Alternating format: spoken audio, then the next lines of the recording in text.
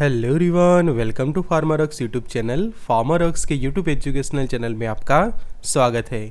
आज के video lecture में हम डिटेल में स्टडी करेंगे कीटोकोनाजोल ड्रग के बारे में और जानेंगे उसके डिटेल ये वीडियो लेक्चर में कि किस तरह से उसको यूज़ किया जाता है, उसके वर्किंग वगैरह क्या है, मैकेनिज्म ऑफ एक्शन, उसके बेसिक यूज़।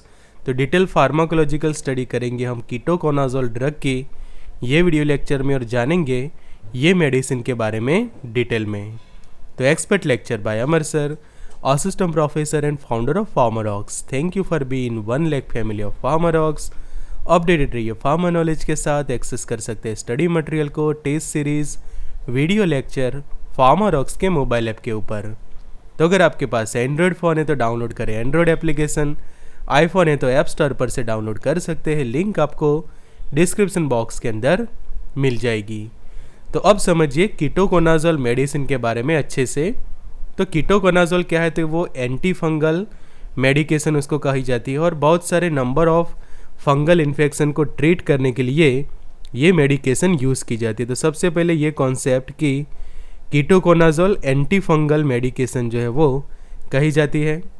तो बहुत सारे जो अलग अलग फंगल इन्फेक्शंस होते हैं उसको ट्रीट करने के लिए हम कीटोकोनाजोल को यूज़ करते हैं। It is an azole derivative कि जो हम उसकी केमिस्ट्री देखें तो एजोल डेरिवेटिव और imidazole ring containing anti fungal medication उसको कहा जाता है कि एंटी फंगल के कैटेगरी में वो आता है और उसके अंदर एजोल डेरिवेटिव उसको कहा जाता है और जो बेसिक फंक्शनल रिंग उसके अंदर जो प्रेजेंट है दैट इज़ ए इमिडाजोल।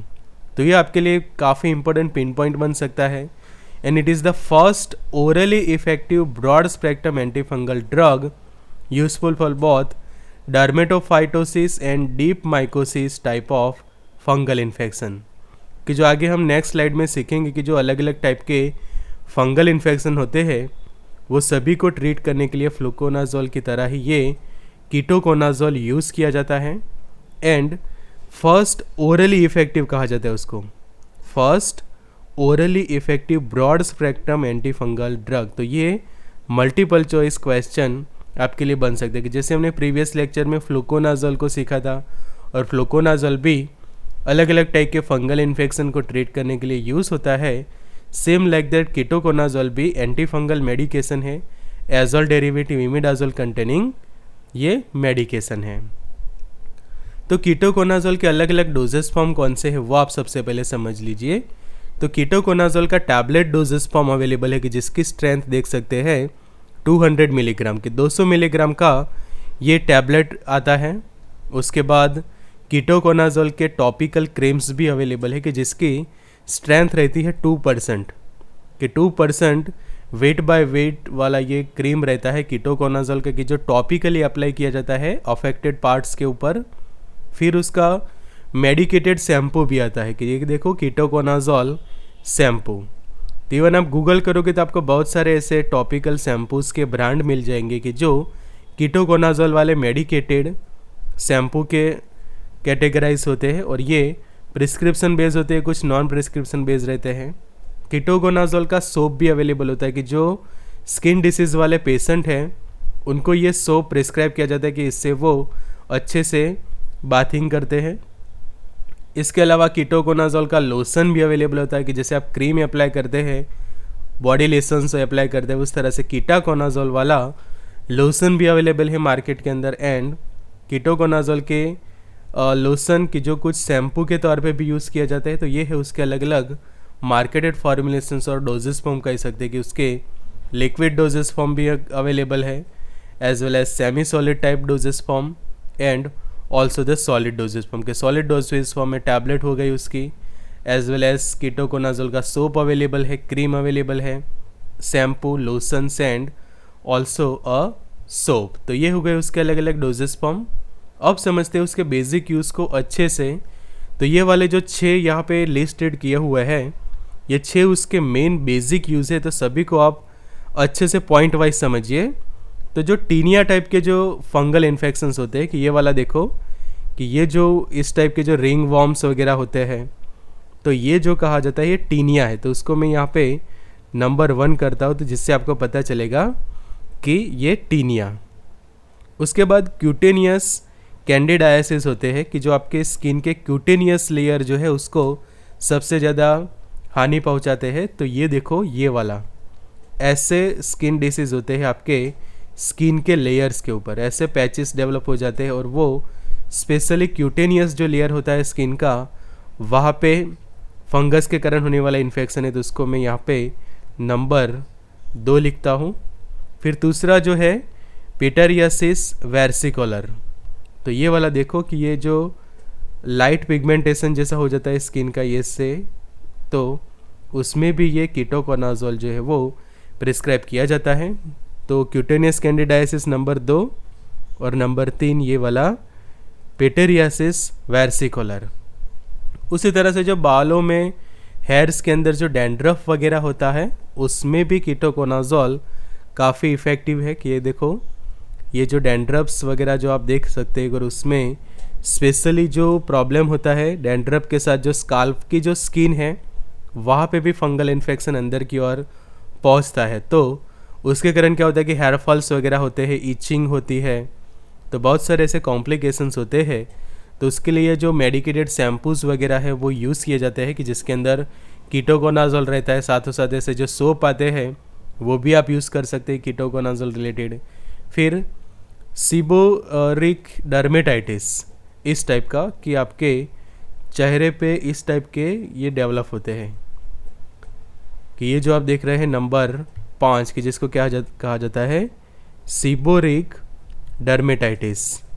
तो उसके अंदर भी ये इफेक्टिव है। एंड मोनिलियल वजाइनाइटिस कि एक टाइप का वजाइनल इन्फेक्शंस है, तो उसमें भी ये यूज़ किया जाता है। तो ये अलग अलग मेन उसके 6 बेसिक यूज़ कह सकते हैं कीटोकोनाजोल के for the treatment of various disease. कि कीटोकोनाजोल की ये जो 6 मेन वजह इन्फेक्शन से स्किन इन्फेक्शन और ये फंगस के कारण होने वाले स्किन इन्फेक्शन, इसके अंदर कीटोकोनाजोल प्रिस्क्राइब किया जाता है।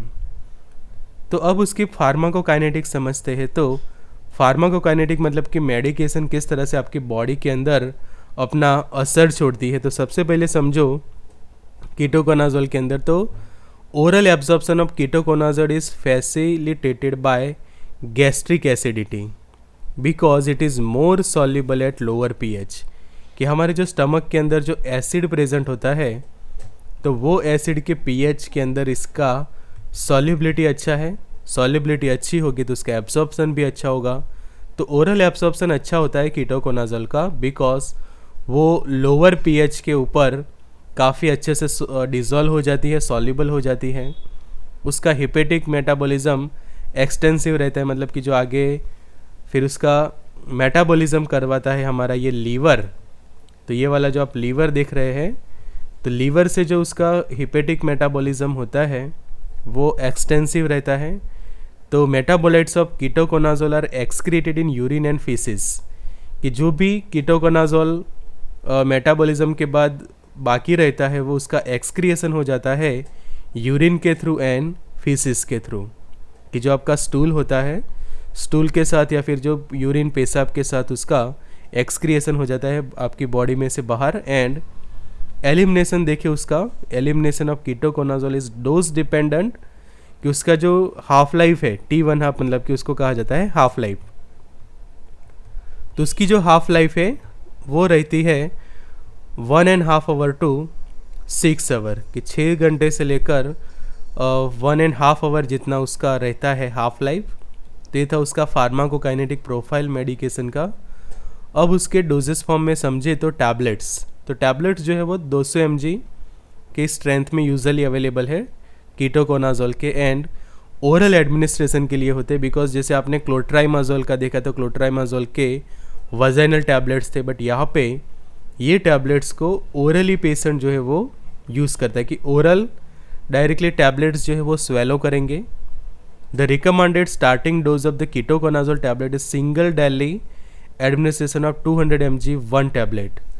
तो प्रिस्क्रिप्शन में क्या रहेगा कि इस तरह से 100 ऐसा हो सकता है, या फिर ओडी वंस अ डे कि दिन में एक ही टैबलेट लेनी है और उसका डोजेज रहेगा 200 मिलीग्राम। कि 200 मिलीग्राम की एक ही टैबलेट पेशेंट अच्छे से लेता है और एक ही टैबलेट यहाँ पे इनफ रहती है। बट समझो कि किसी को एक टैबलेट से फ़र्क नहीं पड़ता, कि 1 टैबलेट से फ़र्क नहीं पड़ता, तो उसको दिन में 2 टैबलेट भी दे सकते हैं। टैबलेट्स आर ऑल्सो भी increase to 400 mg once daily. कि अगर ये थेरापी काम नहीं कर रही है तो उस केसेस के अंदर आप 2 टैबलेट्स भी पेशेंट को जो है वो दे सकते हैं दिन में। तो इस तरह से आप डोजेस उनका इंक्रीज करवा सकते हैं। बट मैक्सिमम 400 mg, उससे ज़्यादा डोज इंक्रीज करने से साइड इफ़ेक्ट्स जो है वो प्रोड्यूस होते हैं, तो ये खास ध्यान रखना है। एंड छोटे बच्चों के लिए उसका हम डोजेस देखें तो children over the 2 years of age, 2 साल से कम को तो ये देना ही नहीं है, बट 2 साल से ऊपर की एज के जो चिल्ड्रन से उनके लिए डेली डोज रहता है 3.3 से लेकर 6.6 मिलीग्राम पर केजी। अगर समझो कि बच्चे का वेट है 20 किलोग्राम और समझो कि हम कंसिडर करते हैं उसके लिए 4 mg जितना डोज, तो वो बच्चे को आप देंगे 20 × 4 इज इक्वल टू 100 मिलीग्राम जितना डोज। तो ये खास है कि बच्चे के वेट के अकॉर्डिंग टू कि आप 3.3 या 6.6 से बीच में सेंटर पॉइंट चलो लेकर 4 मिलीग्राम कंसिडर करते हैं, और बच्चे का वेट है 20 किलोग्राम, तो उसके लिए 80 mg जितना जो डोजेस है वो सफिशेंट रहता है to treat the fungal infection.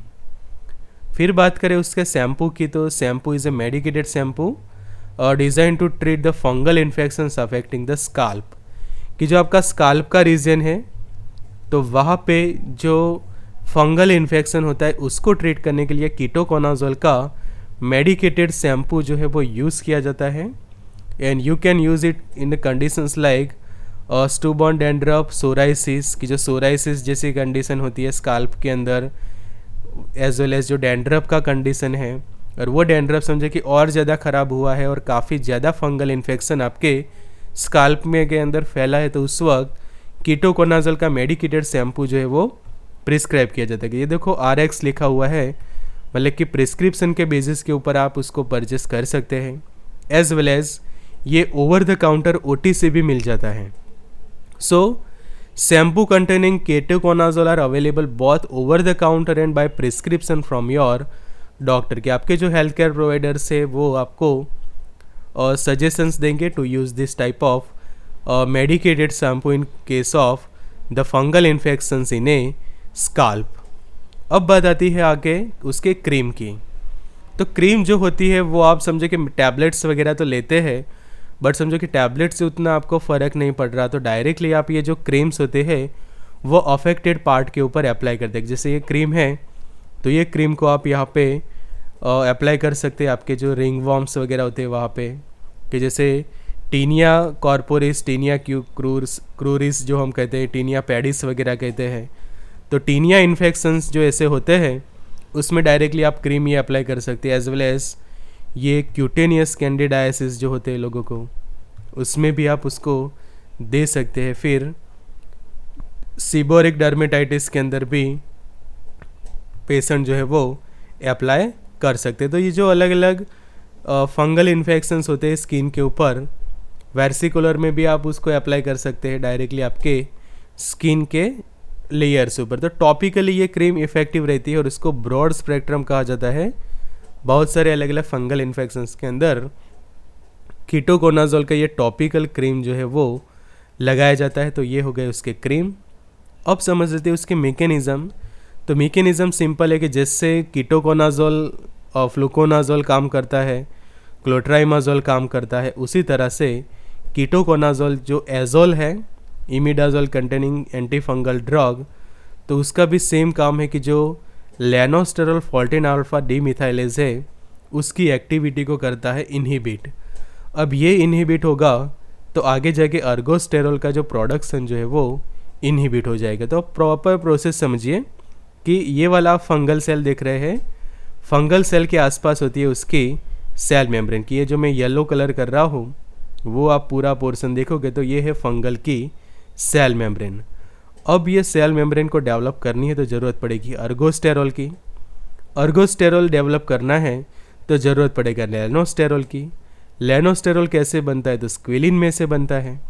तो चलो स्क्विलिन में से तो लेनोस्टेरोल ये बन गया और उसके अंदर हेल्प किया ये स्क्विनोलिन स्क्विनिलिन इपोक्सिडेज एंजाइम ने और लेनोस्टेरॉल बन गए, और लेनोस्टेरॉल में से लेनोस्टेरॉल फॉल्टिन अल्फा डीमिथाइलेज को यूज़ करके तैयार होता है अर्गोस्टेरॉल।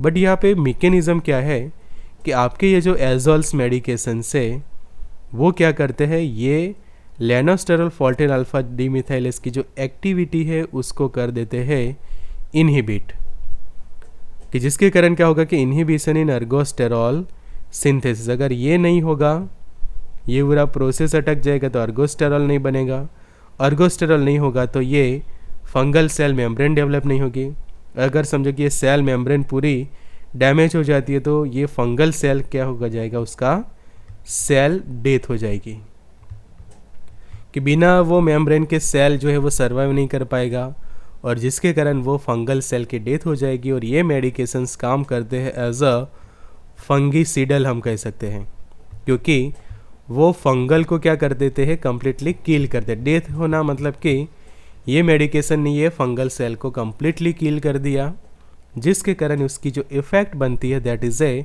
फंगीसिडल एक्शन। काफ़ी सिंपल मैकेनिज्म है, जस्ट आपको ये पता होना चाहिए कि लेनोस्टेरॉल से अर्गोस्टेरॉल के लिए जो ये लेनोस्टेरॉल फॉल्टिन अल्फा डीमिथाइलेज एंजाइम है उसकी ज़रूरत है, और ये मेडिकेशंस डायरेक्टली ये एंजाइम को इनहिबिट कर देती है, जिसके कारण आगे जाके अर्गोस्टेरॉल का फॉर्मेशन नहीं होगा। और अर्गोस्टेरॉल का इम्पोर्टेंस इतना है कि फंगस सेल को उसकी ज़रूरत पड़ती है अपनी cell wall as well as cell membrane को प्रॉपर अच्छे से डेवलप करने के लिए। अगर अर्गोस्टेरॉल ही नहीं बनता तो फंगल सेल मेम्ब्रेन नहीं बनेगा, फंगल सेल मेम्ब्रेन नहीं बनेगा तो फंगल सेल अपना सर्वाइव नहीं कर पाएगा, और जिसके कारण उसकी डेथ हो जाती है, किल हो जाते हैं, और ये मेडिकेशंस अपनी फंगीसिडल एक्शन वहाँ पे छोड़ते हैं। बट मेन इंपॉर्टेंट अब जानना जरूरी है कि कीटोकोनाजोल के बहुत सारे साइड इफ़ेक्ट्स है, वो आप समझिए कि जो सबसे पहली जो उसकी फेमस साइड इफ़ेक्ट है दैट इज़ ए गायनेकोमास्टिया। अब गायनेकोमास्टिया में क्या होता है वो समझिए कि बाजू के डायग्राम में जो गायनेकोमास्टिया रिलेटेड दिखा है कि ग्रेड्स ऑफ गायनेकोमास्टिया, उसका मतलब ये होगा कि जैसे जैसे ये उसके ग्रेड्स बढ़ते जाते हैं तो मेल के अंदर जो ब्रेस्ट टिश्यूज़ होती है उनका डेवलपमेंट होना स्टार्ट होता है। कि यूजुअली हमें पता है कि ब्रेस्ट की जो टिश्यूज़ होती है उनका डेवलपमेंट ज़्यादा होता है फीमेल्स के अंदर, बट वही डेवलपमेंट समझे कि मेल के अंदर होता है तो वो कंडीशन को कहा जाता है गायनेकोमास्टिया।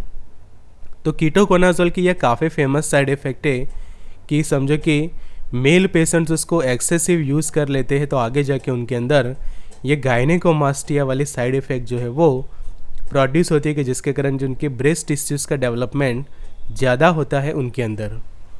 फिर मेटाबॉलिज्म एंड न्यूट्रिशंस डिसऑर्डर्स देखे साइड इफ़ेक्ट के तौर पे तो अल्कोहल इंटॉलरेंस होता है, एनोरेक्सिया होता है, मतलब कि कई बार भूख कम लगना, एनोरेक्सिया, लॉस ऑफ एपेटाइट जो हम कहते हैं, कुछ केसेस में इंक्रीज करवाता है एपेटाइट, कुछ केसेस में एनोरेक्सिया करवाता है, हाइपरलिपिडेमिया होता है, साइकियाट्रिक डिसऑर्डर्स होते हैं जैसे कि इंसोम्निया कि जो नींद ना आना, नर्वसनेस वगैरह होना, कुछ केसेस में एनोरेक्सिया तो कुछ केसेस के अंदर एपेटाइट बढ़ जाना, as well as nervous system related disorders हम देखिए तो हेडेक होता है पर्सन को, डिजीनेस, पैरेस्थेसिया होता है, सोमनोलेंस जैसा होता है, फोटोफोबिया होती है आई डिसऑर्डर्स के तौर पे, कि जैसे लाइट को देख के पेशेंट जो है वो काफ़ी अनकंफर्टेबल फील करता है, कि ये वाला देखो कि जो लाइट्स वगैरह है उसको देख के काफ़ी अनकंफर्टेबल फील करते हैं, तो ये साइड इफ़ेक्ट्स डेवलप होते हैं ड्यू टू द कीटोकोनाजोल। फिर बात करें दूसरे साइड इफ़ेक्ट की तो ऑर्थोस्टेटिक हाइपोटेंशन हो सकता है as a vascular disorders, epistaxis मतलब कि हेमरेज कंडीशन की जो आपकी नज़ल कैविटी है, रेस्पिरेटरी ट्रैक है अपर, तो वहाँ पे ब्लीडिंग होना, कि जैसे नज़ल का जो एरिया है, नज़ल कैविटीज वगैरह है, थोरासिक कैविटी है, तो वहाँ पे क्या होता है कि जो अपर रेस्पिरेटरी ट्रैक या फिर जो थोरासिक कैविटी हम कहते हैं नज़ल कैविटी, तो वहाँ के जो ब्लड वेसल्स ब्रेक होना और उसके कारण जो हेमरेजिक कंडीशन प्रोड्यूस होती है वो साइड इफ़ेक्ट्स हो सकती है कीटोकोनाजोल के कारण।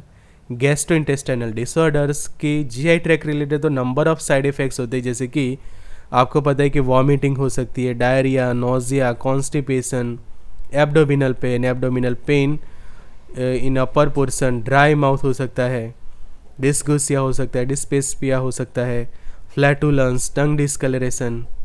तो ये सभी साइड इफ़ेक्ट्स डेवलप होते हैं, एज वेल एज हिपेटो और बायोलेटरी डिसऑर्डर्स जैसे कि हिपेटाइटिस हो सकता है, जॉन्डिस, हिपेटिक फंक्शन एबनॉर्मल। तो नंबर ऑफ साइड इफ़ेक्ट्स हम यहाँ पे कह सकते हैं कि कीटोकोनाजोल का एक्सेसिव यूज़ होता है। प्रेगनेंसी के अंदर बात करें तो उसके जो बहुत सारे जो हमने अभी साइड इफ़ेक्ट्स देखे, उसके कारण उसको कॉन्ट्राइंडिकेशंस की लिस्ट के अंदर रखा गया कि प्रेगनेंसी के अंदर समझे कि यूज़ ना करें तो वो सबसे बेटर रहेगा। बिकॉज जो प्रीवियस 2 स्लाइड में हमने जो साइड इफ़ेक्ट्स देखी, वो सभी साइड इफ़ेक्ट्स समझे कि प्रेगनेंसी के दौरान होती है, अगर आप लेते हैं तो काफ़ी कॉम्प्लिकेशंस आपको हो सकते हैं। तो यूजुअली उसको अवॉइड किया जाता है कॉन्ट्राइंडिकेशंस के लिस्ट में। फिर एनिमल स्टडीज़ के अंदर भी देखा गया है कि कीटोकोनाजोल के कारण टेराटोजेनिसिटी एंड एम्ब्रियो टॉक्सिसिटी देखने को मिली है एनिमल्स के अंदर। तो ये एक बहुत बड़ा ऐसा पॉइंट है कि जिसके कारण आप जो है वो कीटोकोनाजोल को ह्यूमंस के अंदर भी अवॉइड कर सकते हैं।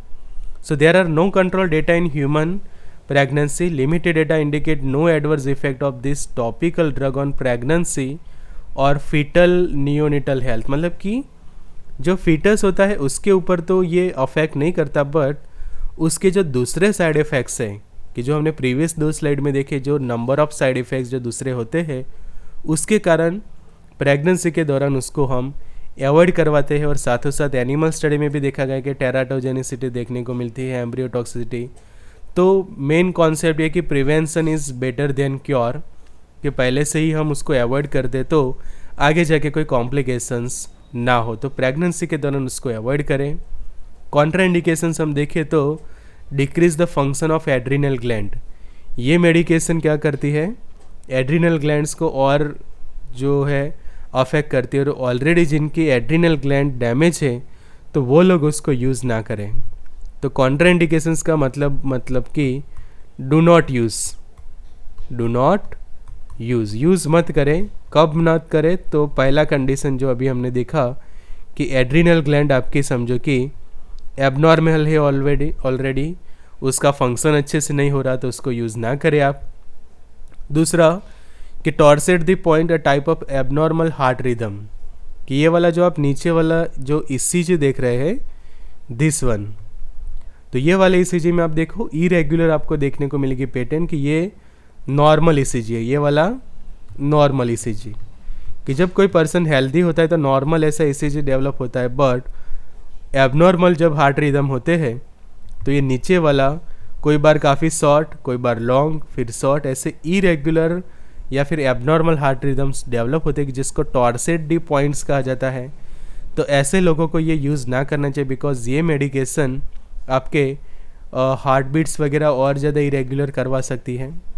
Prolong QT interval on EKG, तो इलेक्ट्रोकार्डियोग्राम जो होता है उसमें आप देखो ये वाला इंटरवल होता है QT, ये Q से लेकर ये T वाला जो पूरा एक इंटरवल बनता है उसको प्रोलॉन्ग करवा सकता है। कि ये देखो यहाँ पे कि ये वाले ECG के अंदर आप देख सकते हैं कि जो QT का जो इंटरवल है, कि यहाँ पे ये पॉइंट में लिखता हूँ P, ये वाला हो गया Q, ये R, S और ये वाला T। तो Q से T का जो इंटरवल है वो एनहांस करवा सकता है, तो जिसके कारण जो है आपको ये अवॉइड करनी चाहिए कि जिसको ऑलरेडी हार्ट रिलेटेड जो पेशेंट्स है वो यूज़ ना करें।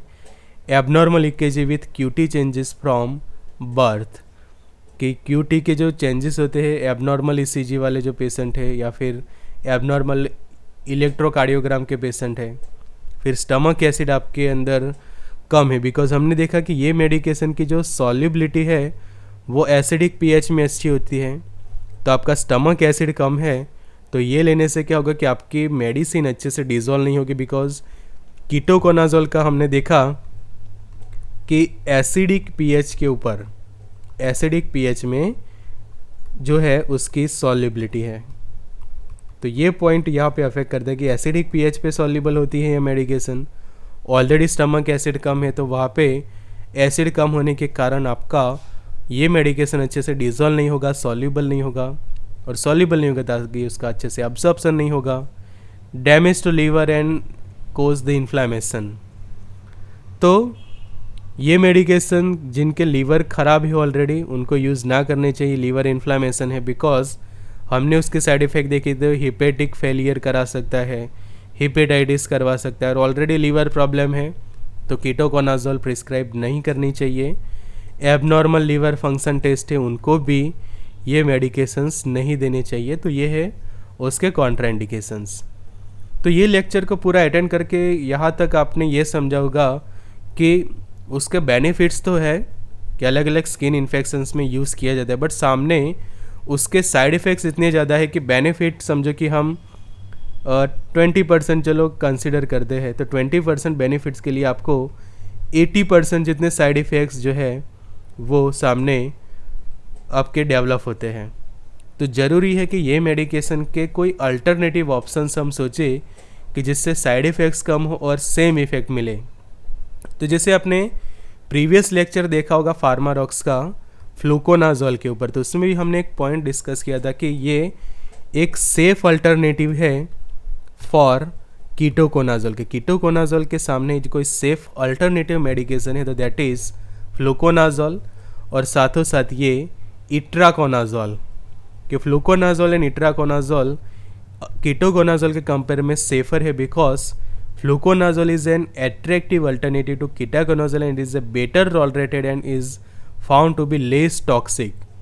कि आप फ्लूकोनाजोल वाला लेक्चर देखना फार्मारॉक्स का खास, कि उसमें आप देखोगे तो उसके बहुत कम साइड इफ़ेक्ट्स है और टॉक्सिसिटी भी बहुत कम है कंपेयर टू द कीटोकोनाजोल की, जिसके कारण उसको एक सेफ अल्टरनेटिव माना जाता है, बेस्ट अल्टरनेटिव। कि जब तक आप फ्लूकोनाजोल से ट्रीटमेंट हो जाती है तो कीटोकोनाजोल को प्रिस्क्राइब करने की ज़रूरत नहीं है। सेम लाइक दैट इट्राकोनाजोल और फ्लूकोनाजोल दोनों से हो रहा है तो आपको कीटोकोनाजोल देने की ज़रूरत नहीं है। तो itraconazole is also a another option for ketoconazole. Both have a less side effects than ketoconazole. Ketoconazole के कंपेयर में इट्राकोनाजोल एंड फ्लूकोनाजोल के साइड इफेक्ट बहुत ही कम है। एज वेल एज जो हम क्लोट्राइमाजोल देखते हैं तो वो भी आप देख सकते हैं इन safe alternative to the ketoconazole.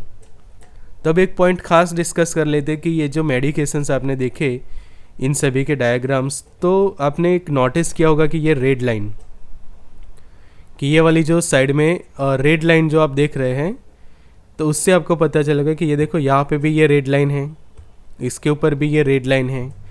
तो ये लाल लकीर को ज़रूर देखना चाहिए, क्योंकि जिन दवाइयों पर की पत्ती पर लाल लकीर होती है उन्हें डॉक्टर की सलाह के बिना कभी नहीं लेना चाहिए, बिकॉज ये एंटी फंगल है और साथ ही साथ ऐसे एंटीबायोटिक्स मेडिकेशंस भी हम कह सकते हैं, क्योंकि ये भी अलग अलग टाइप के जो माइक्रोब्स होते हैं, कि जैसे बैक्टीरिया होते हैं, उसी तरह से वायरस होते हैं, फंगाइस वगैरह है, पैरासाइट्स है, वो सभी क्या है एक टाइप के माइक्रोबियल से, कि पैरासाइट से अमीबा वगैरह है, और ये सभी माइक्रोब्स को किल करने वाले जो मेडिकेशंस जो हम कहते हैं एंटी माइक्रोबियल मेडिकेशंस, तो एंटी माइक्रोबियल या फिर antibiotics, anti fungal, antiviral, antibacterial सभी को डॉक्टर की सलाह के साथ ही लेना चाहिए आपके जो हेल्थ केयर प्रोफेशनल है। तो प्रॉपर प्रिस्क्रिप्शन के बेसिस पर ही उसको यूज़ करें, बिकॉज ये जो लाल लकीर है उसका मतलब है कि डेंजर, खतरा। कि अगर आपको पता नहीं है और आप गलती से ले लेते हैं तो बहुत सारे सीरियस साइड इफ़ेक्ट्स आपको हो सकते हैं आपकी बॉडी के ऊपर। तो ये गलती कभी भी ना करें, प्रॉपर जो है आप प्रिस्क्रिप्शन के बेस के ऊपर ही उसको यूज़ करें। प्रॉपर जो आपके हेल्थ केयर प्रोवाइडर से आपके फार्मासिस्ट है उनकी एक अच्छे से एडवाइस ले, उनके बाद ही उनको यूज़ करें। तो ये था हमारा special lecture about the anti fungal drug ketoconazole. Pharmarox के ऐसे ही लेक्चर्स और उसके पीपीटी पीडीएफ्स आप फार्मारॉक्स के ऐप पर एक्सेस करिए, कि android app as well as iPhone app store में भी आप एक्सेस कर सकेंगे। Thank you for watching. ज़रूर से लाइक करिए, कमेंट करिए, शेयर करिए, ज्वाइन कर सकते हैं व्हाट्सएप ग्रुप, ये वाला व्हाट्सएप हेल्पलाइन नंबर है। एक्सेस कर सकते हैं study material, test series, video lecture Pharmarocks के ऐप पर। तो अगर आप एंड्रॉयड फ़ोन यूज़ करते हैं तो डाउनलोड कर सकते हैं फार्मारॉक्स का Android application Google play store पर से रहेगा। अगर आपके पास आईफोन है तो उसको ऐप स्टोर पर से डाउनलोड करें। दोनों के लिंक्स आपको डिस्क्रिप्शन बॉक्स के अंदर मिल जाएंगे। So good luck and all the best.